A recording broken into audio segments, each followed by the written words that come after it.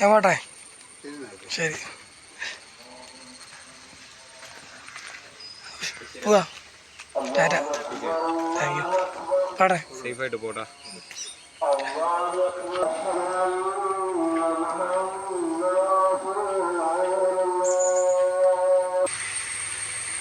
Okay, വിളിച്ചോ.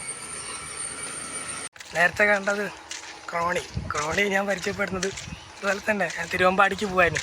തിരുവമ്പാടിക്ക് പോകുമ്പം കുറച്ചപ്പുറത്തുനിന്നാണ് crony എന്നെ വന്ന് പരിചയപ്പെടുന്നത്.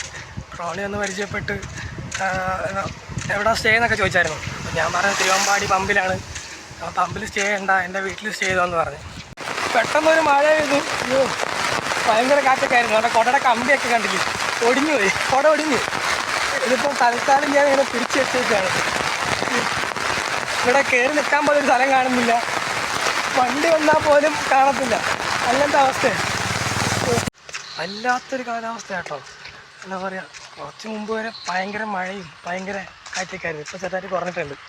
പറഞ്ഞുകൊണ്ടിരുന്ന ക്രോണിയുടെ കാര്യമല്ലേ, അവിടെ വെച്ചാണ് ക്രോണി എന്നെ വന്ന് കാണുന്നത്. അങ്ങനെ എന്നെ വീട്ടിലേക്ക് വിളിച്ച് ഇപ്പോൾ പമ്പിൽ സ്റ്റേ ചെയ്യണ്ട, വീട്ടിൽ സ്റ്റേ ചെയ്ത് പറഞ്ഞു. അങ്ങനെ വീട്ടിൽ പോയി.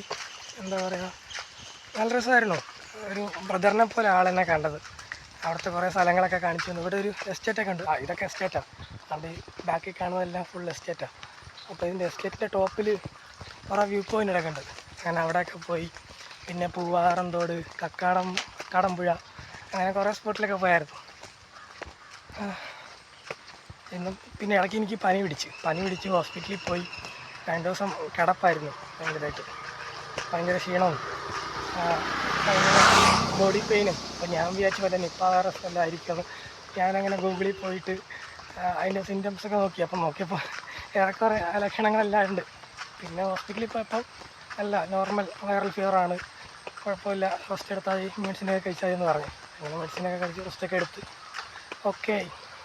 ടോട്ടൽ എനിക്ക് തോന്നുന്നൊരു ഒരാഴ്ച, ഒരു 6 ദിവസം കണ്ടായി ഇവിടെ തന്നെ സ്റ്റേ ചെയ്യുന്നു. ഞാൻ ഇന്നിപ്പോൾ ഇറങ്ങി. ഇനിയിപ്പോൾ ഞാൻ അടിവാരത്തേക്ക് പോകാം. അപ്പോൾ ഇവിടെ നിന്നൊരു 22 കിലോമീറ്റർ ഉണ്ട്. 22 കിലോമീറ്റർ. ഞാൻ എപ്പോൾ എത്തുമെന്ന് അറിയത്തില്ല. എത്തിയിട്ട് അവിടെ ഒരു പമ്പിലോ, അവിടെ ഒരു പള്ളി ഉണ്ടെന്ന് പറഞ്ഞു. ആ പള്ളിയിലൊക്കെ നിർത്തി പോകാം.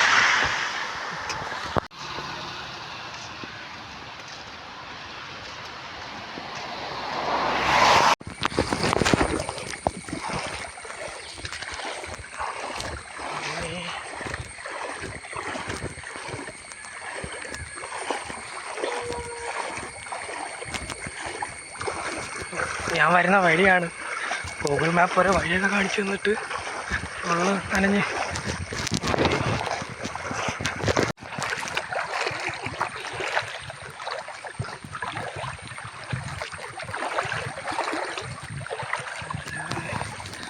ഇത് കുറേ ഉണ്ടല്ലോ, ഒരിക്കലും പോവോ?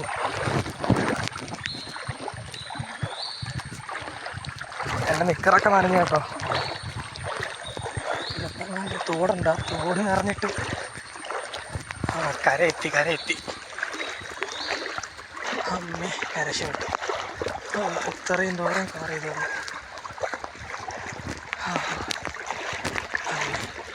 പക്ഷേ താങ്ക് യു.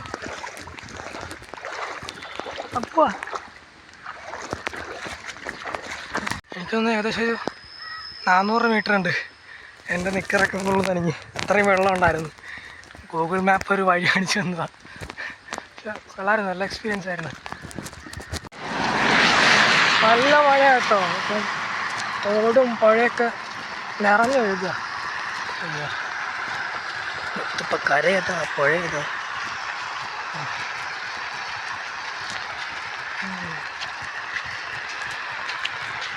കുറേ ആയി നടക്കുന്നു. കയറി നിൽക്കാൻ പോലും ഒരു സ്ഥലം കാണുന്നില്ല. ഇപ്പോൾ അടിവാരത്തൊക്കെ പോണത്. ഇനിയൊരു 15 കിലോമീറ്റർ ഉണ്ട്. ഈ കുടയുടെ ഇല്ലിയൊക്കെ പൊട്ടിയോണ്ട് മഴ നനയുന്നുണ്ട്. അപ്പോൾ കുറച്ച് നേരം എവിടെയെങ്കിലുമൊക്കെ ഒന്ന് റെസ്റ്റ് എടുക്കാൻ വേണ്ടി, എവിടെയെങ്കിലും കയറി നിൽക്കാൻ വേണ്ടി നല്ല വെയിറ്റിംഗ് ഷെഡോ അങ്ങനെ എന്തെങ്കിലും നോക്കി നടക്കുക. പക്ഷെ കുറേ ആയി കണ്ടോ. അതല്ല, അതിൻ്റെ അപ്പുറത്ത് ഇങ്ങനെ നടക്കുക. കുറച്ച് നേരം റെസ്റ്റ് എടുക്കാൻ വേണ്ടി ഇങ്ങനെ നോക്കി വെക്കുക. പക്ഷെ എവിടെയും സ്ഥലം കാണുന്നില്ല. നോക്കാം. നടന്നിപ്പോൾ കോടഞ്ചേരി എത്തിയിട്ടുണ്ട്. ഇനി അടിവാരത്തേക്കൊരു 8-7 കിലോമീറ്ററേ ഉള്ളൂ.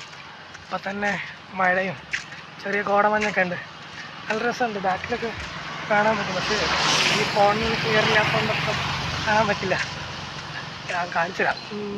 ചെറുതായിട്ടുണ്ടോ കാണാൻ പറ്റുമെന്തോ. ആ ഗ്രൗണ്ടിൻ്റെ ഭാഗത്തൊക്കെ ചെറുതായിട്ടുണ്ട്. പക്ഷേ ഈ ഫോണിന് ക്ലാരിറ്റി ഇല്ലാത്തതുകൊണ്ട് അധികം കാണില്ല. പക്ഷേ ആ ഭാഗത്തൊക്കെ ആ ഭാഗത്തൊക്കെ ചെറിയ കോടയുണ്ട്. പിന്നെ ഇതിൻ്റെ ബാക്കിലൊക്കെ ഉണ്ട്. ഇതിൻ്റെ ബാക്കിലൊക്കെ വലിയ മലയാണ്.